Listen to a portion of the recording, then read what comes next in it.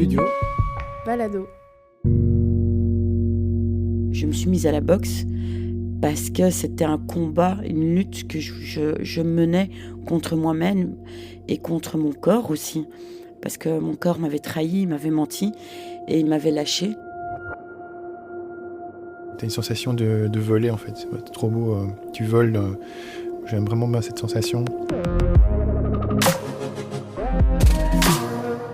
BXL 1001 vies.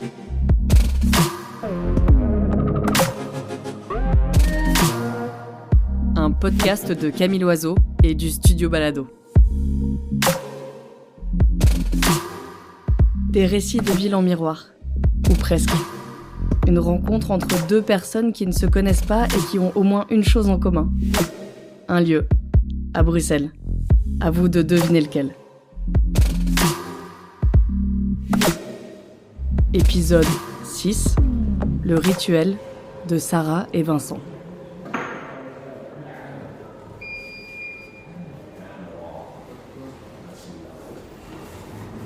Quand je suis arrivée, j'ai été voir la personne.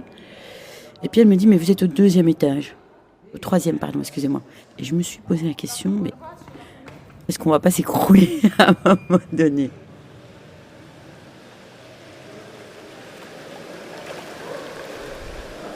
On y respire, on n'est pas serré, on n'est pas étouffé. Il y a vraiment cet aspect de sérénité, au fait.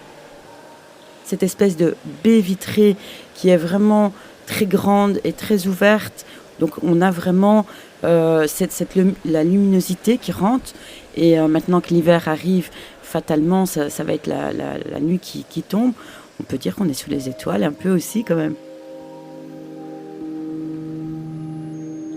Je suis Sarah Reski, j'ai bientôt 50 ans et je suis la fondatrice de Fight X Life, qui est une association qui soutient et qui accompagne les personnes qui sont touchées par le cancer.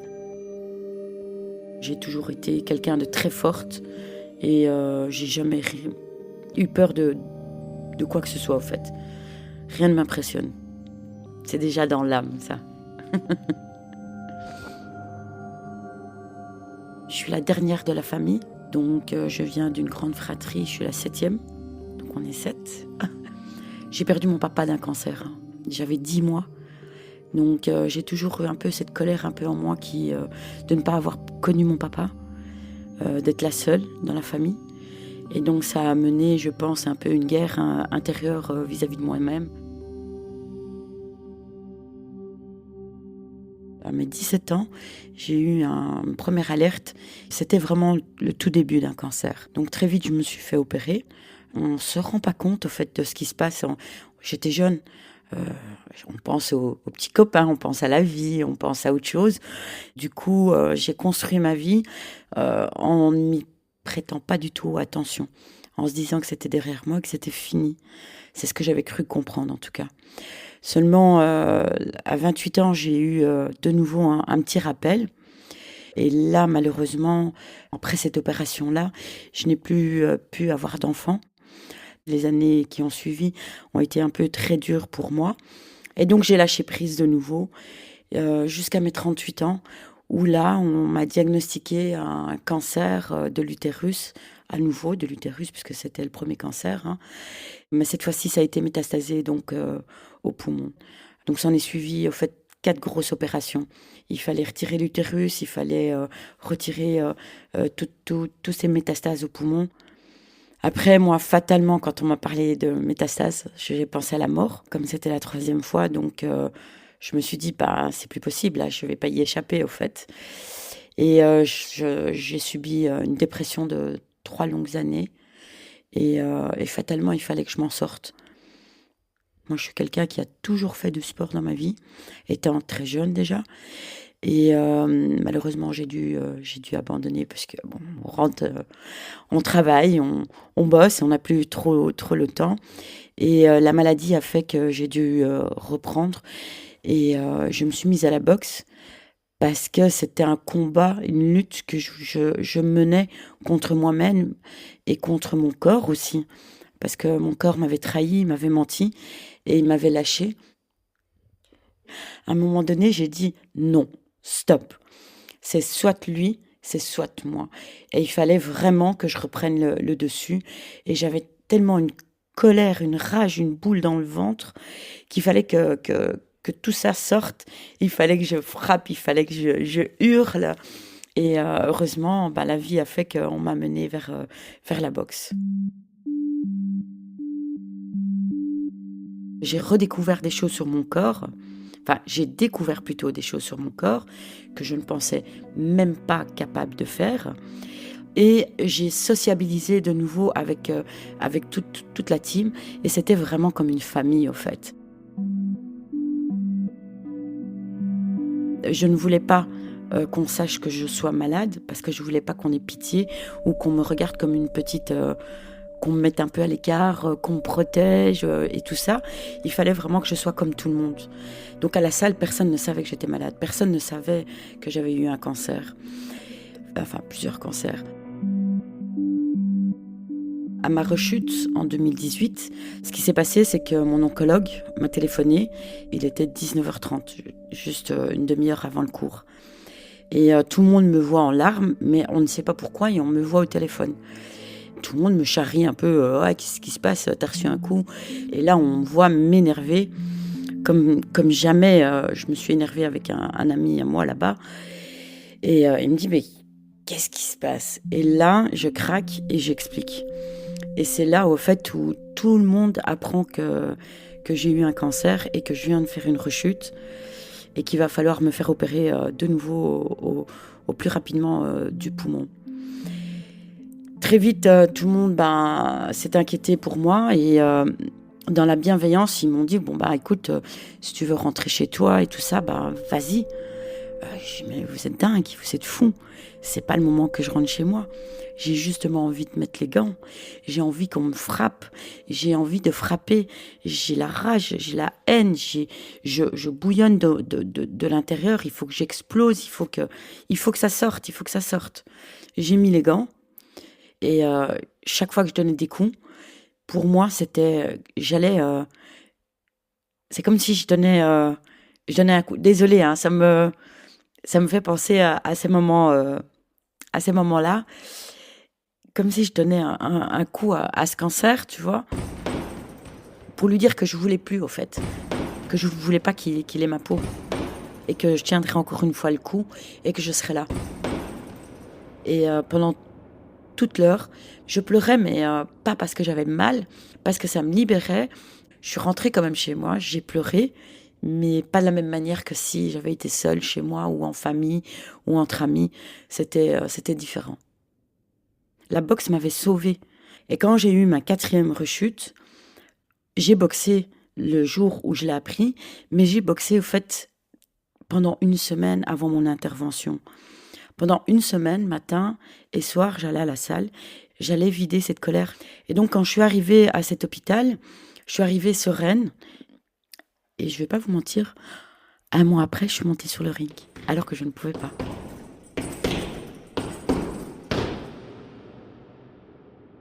Quand j'ai été malade, tout ce qu'on me proposait, c'était méditer. Mais moi, je ne voulais pas. Méditer, pour moi, c'était pleurer. Et j'avais envie de crier, de hurler. Et donc...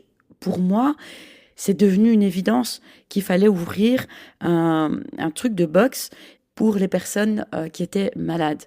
Et donc, du coup, très vite, moi, je me suis fait opérer au mois de novembre. Et février 2019, j'ai créé Fight X Life. Donc, j'ai commencé à donner des cours de boxe en 2019. Petit à petit, j'en ai parlé à des médecins. Au début, on me disait, mais vous êtes folle. Ouais, je fais les gestes, mais vous êtes folle, c'est dangereux, ça. J'ai dit, non, vous inquiétez pas, je le sais, j'ai été opérée des poumons, ne vous inquiétez pas, et tout ça, et tout ça. Et il y a quelques médecins qui m'ont suivi. Et ils m'ont envoyé leurs patients pour venir pratiquer un sport. C'est justement pour qu'ils puissent se détacher de l'hôpital et reprendre une vie sociale active tout à fait normale, au fait. Puis il y a des personnes qui me téléphonent, qui me disent « Oui, j'ai reçu une prescription. » Vous avez reçu une prescription? Oui, je dois faire des cours 3 fois par semaine chez vous. Ok, d'accord. Il n'y a pas de combat, on n'est pas face à face. on utilise au fait toutes les techniques de boxe ou d'arts martiaux aussi qu'on a amenées au fait dans l'eau. Il faut les adapter puisque la garde chez nous, ça la joue. Là, c'est mi-poitrine, c'est pas vraiment les mêmes coups. Oui, il y a l'uppercut, le gauche-droite et tout ça. On fait travailler les jambes aussi, mais ça ne se donne pas vraiment de la même manière qu'en salle, au fait. Comme on est transporté avec l'eau quand on fait des mouvements pour sauter avec ses jambes et tout ça, donc on a moins de problèmes au niveau des articulations. On a moins de risques de se blesser aussi, mais les courbatures, on peut les avoir, ça c'est sûr. Donc il y a vraiment 10 minutes d'échauffement, 10 minutes où on travaille les bras, 10 minutes où on va travailler les jambes. On va faire un combo de tout ça. Et puis après, on va terminer, mais vraiment comme si on était sur le ring, en combat, cardio intense, et on y va à fond. Au fait, au plus que je les vois heureux quand je suis hors de l'eau, moi, quand je les vois comme ça, ben, ça me motive encore plus à être hard avec eux. Et c'est vrai qu'en sortant de l'eau, ils viennent me voir et ils me disent « Waouh, ton cours était top !» Je ne sais pas ce qui s'est passé, mais on était bien, on se sent vivre, on se sent... Donc du coup, je me dis, bon, alors, prochain cours, on y va encore plus, quoi. Les personnes qui sont water fight, si je les retire de l'eau et que je leur demande de faire ces mouvements-là, ces techniques-là en salle, ils n'accepteront jamais.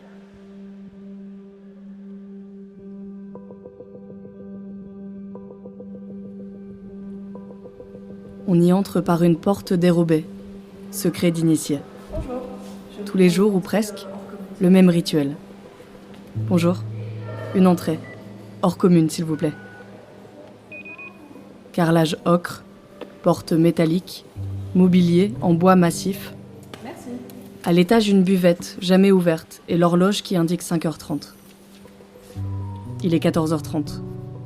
Il y a longtemps déjà, le temps s'est arrêté. Dans Espèce d'espace, Georges Perec a écrit « J'aimerais qu'il existe des lieux stables, immobiles, intangibles, intouchés et presque intouchables, immuables, enracinés. Des lieux qui seraient des références, des points de départ, des sources. C'est précisément de cela dont il s'agit ici. »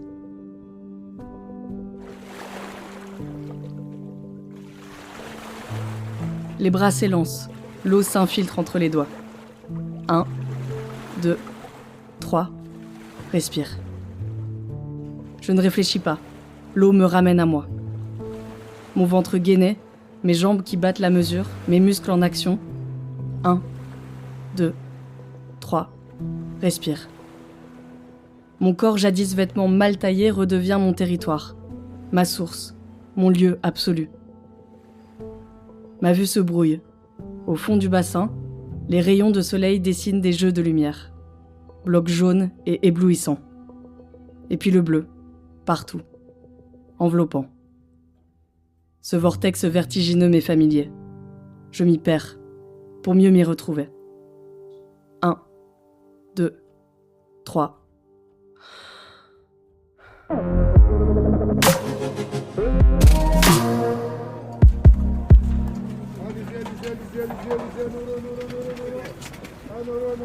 Je m'appelle Vincent, je suis un Bruxellois, donc je suis né à Bruxelles et j'y vis.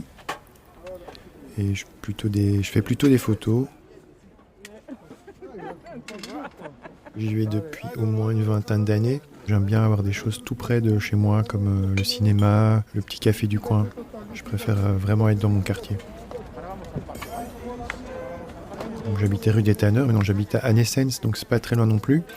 Logiquement, je devrais pouvoir y aller par des petites rues, mais comme il y a plein de travaux depuis tellement longtemps avec ce métro, c'est pas possible, tout est bloqué. Donc je dois passer par le boulevard du Midi. C'est un quartier avec pas mal de brocanteurs. Les gens sont en train de parfois amener des chargements pour aller sur le marché. Toutes les 15 minutes, il y a une sonorité des cloches de l'église. Et puis il y a les habitués du quartier qui sont là. Et comme moi je vais plutôt vers 7h30 du matin à l'ouverture, il y a aussi les habitués qui attendent devant la porte. Ils se parlent un peu l'un avec l'autre. Moi je parle pas trop avec les autres, j'ai pas trop envie, je sais pas pourquoi, mais j'ai pas envie de faire comme l'habitué. Puis ils regardent leur montre. Et quand c'est 7h30 pile et que c'est pas ouvert là, ils s'énervent directement. Gentiment, hein, ils sont pas très énervés, mais chaque fois ils se posent des questions. Ils sont vraiment agglutinés aux portes. Et donc moi je me mets un peu sur le côté, j'attends un peu que le flux de ces acharnés passe d'abord, parce qu'en fait ils se mettent leur petit paquet d'abonnement dans une main, comme ça un donne le paquet et les autres peuvent déjà aller vers l'ascenseur et monter le plus rapidement possible vers les vestiaires au 3e étage. La plus connue, c'est la dame allemande, petite, très, très chétive avec son vélo. Donc ça, c'est elle qui parle un peu avec tout le monde et elle organise un peu tout. Et c'est vraiment une acharnée, elle est là tout le temps. Après, il y a une dame chinoise aussi qui est devant la porte, qui, elle est assez trépignante aussi. Après, tu as un monsieur aussi, je dirais 70 ans, qui a un gros accent flamand. Il est très, très tranquille, comme ça. Il parle parfois de cinéma avec les autres personnes. Après, il y a un monsieur africain qui a une béquille. Après, il y a un couple aussi avec un monsieur qui a pas l'air en forme et qui, je pense, qu'il doit faire du sport un peu de son kiné, j'en sais pas. Mais eux, ils disent aussi souvent « on est là depuis 15 ans et tout ça ».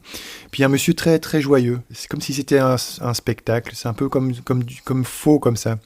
Toujours souriant, mais hyper en forme. C'est le style de personne qui pourrait être en short quand il neige, par exemple. Voilà. Et il y a aussi 2 jumelles assez âgées, comme ça, qui ont des super maillots. Tous les 2 mois, elles ont un nouveau maillot hyper nickel. Et ça, c'est le groupe vraiment qui je dirais, c'est 15 personnes qui forment. Enfin, je pense que s'il y en a un qui n'est pas là, ils en parlent, donc ils sont vraiment petits soins les uns pour les autres. Donc ça, c'est une petite famille en fait. C'est comme si la famille part en vacances, mais ils y vont tous les jours le matin à 7h30.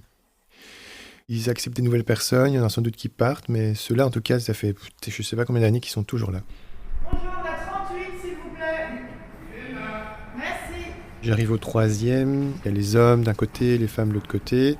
On se change. Moi, j'essaie d'avoir le numéro 10, comme ça c'est simple, parce qu'il faut en fait retenir le numéro dans la cabine où tu es. Parce qu'à la fin, quand tu partiras, tu devras dire « Monsieur, la 10, s'il vous plaît, je voudrais que vous ouvriez la 10 ». Alors lui, il va venir avec une petite clé, clic, clic. Des fois, il y a des gens qui oublient « Oh, je sais plus si c'était le 14, le 18, j'ai oublié le numéro ». Donc, c'est drôle aussi, en fait. Et là, il faut voir les couloirs, parce que le couloir 1 d'office est pris par un grand monsieur qui nage en papillon arrière, mais vraiment extrêmement large. Si tu vas nager dans le 1, tu reçois des baffes, c'est sûr. Moi, je trouve que c'est un peu bizarre quand il y a vraiment du monde. Si tu nages en 2, c'est que tu fais ton truc, mais tu t'attends pas trop à ce que les autres, tu peux les cogner, tout ça, ou pas voir. Parce que tout le monde nage à droite, en fait. Ça, peut-être pas, vous savez peut-être. Tu nages à droite, puis tu tournes et tu restes sur la bord de droite, quoi. Et du coup, si il y a quelqu'un de très lent devant toi ou qui nage vraiment, tu peux pas le dépasser vraiment, sinon tu vas te cogner et tu dois regarder que l'autre est en face de toi qui vient dans l'autre sens. Donc, c'est comme quand tu dépasses en voiture, quoi. Tu dois faire gaffe que. Et là, c'est un peu comme la nuit. Parce que tu vois pas grand chose, t'as que tes lunettes, c'est un peu de la buée, donc t'as pas de lumière, t'as pas de klaxon, donc c'est pas évident. Au couloir 2, il y a le jovial, donc là c'est pas mal, parce qu'on sait qu'il dure un quart d'heure, donc il y aura un de moins au 2. Là, le désavantage du 2, c'est qu'il y a la soufflerie. Il y a une impulsion d'eau chaude, je sais pas, ou de renouvellement de l'eau, j'ai pas vraiment analysé le truc, mais en tout cas quand on arrive là, quand on revient vers ce pulseur, on doit vraiment un peu se battre pour arriver toucher le bord et retourner. Donc. Mais après on sait qu'on a l'avantage de se repropulser avec un peu d'air. Donc à la fois c'est chaque fois dur d'arriver, mais après c'est bien de repartir parce qu'on est un peu poussé au large, disons. Il y a parfois le traducteur juré. Et lui, ce qu'il fait, c'est qu'il nage, par contre, hyper vite, à fond la caisse, mais il fait qu'une longueur, et puis il souffle pendant 5 minutes. Et puis après, c'est un bolide, quoi. Il est bolide aussi parce qu'il a des palmes, donc il met des extensions à ses pieds, donc il va très très vite. Alors le 3, il faut pas y aller non plus, parce que moi, je pourrais pas dans le 3, parce qu'il y a le monsieur flamand, là, qui est gentil, mais il nage vraiment une brasse, mais très très lente. Je dirais après, il y a le 4 et le 5, ça c'est vraiment les bons nageurs, donc moi, je vais pas non plus là, parce que je sens que je vais pas suivre. Et après, on arrive vers le bout, là, et là, c'est la dame allemande et la chinoise. Elle, c'est leur couloir 1, ou le 8. J'ai pas vu le numéro, en fait, je sais pas. Mais c'est les deux couloirs extérieurs. Et la dame chinoise, elle nage vraiment avec une volonté, une énergie je dirais, folle, mais elle n'avance vraiment pas non plus. Et la dame allemande, elle a plus ou moins un bon rythme aussi, parce qu'elle lâche quand même beaucoup. C'est chasse gardée ce couloir-là, donc j'y vais pas. Moi, je crois plutôt au 2 et parfois le 7 qui est un peu libre. Et là, c'est plutôt des personnes, je dirais comme moi, qui viennent pas tout le temps, ou ouais, que chaque fois c'est des autres têtes. Moi, je m'arrête pas du tout, mais tu as vraiment le temps d'observer, et c'est mon travail aussi d'observer les gens, mais tu dois trouver ta place. T'as une sensation de voler en fait, c'est trop beau. Tu voles, mais t'es dans l'eau, et j'aime vraiment bien cette sensation. C'est vraiment une liberté, tu te détends, et après le bonheur c'est quand t'as fini de reprendre une douche chaude, et là c'est super, hein. Tu prends ton essuie, tu t'entoures parce qu'il faut retourner jusqu'à la cabine, et après tu cries ton numéro, on vient ouvrir ta porte, et puis ta journée commence, il est 8h30, 9h comme ça, et c'est super. Et en fait, quand tu nages aussi, tu n'as pas de son, t'as personne qui va te parler, tu communiques avec toi-même, et c'est très mental. Donc c'est quand je dis que tu n'entends rien, c'est-à-dire que tu es vraiment sous l'eau, donc tu entends les bruits aquatiques, des mouvements ou des splats ou des blou-blou, comme je dis.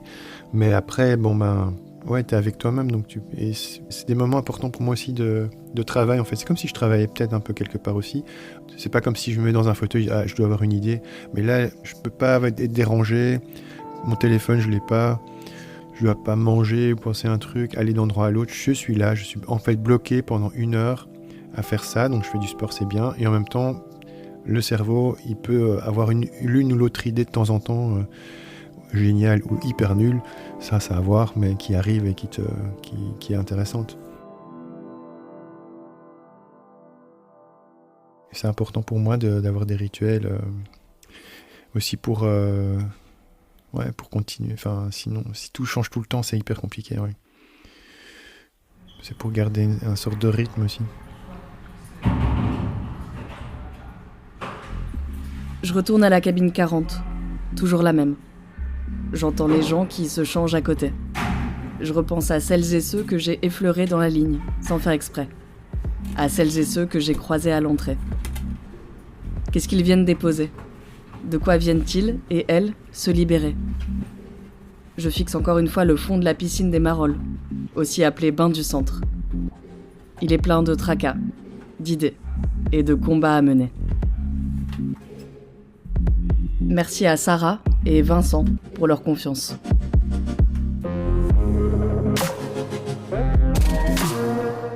BXL 1001 vies, un podcast de Camille Loiseau, produit par le Studio Balado, avec le soutien de la ville de Bruxelles et en partenariat avec BX1.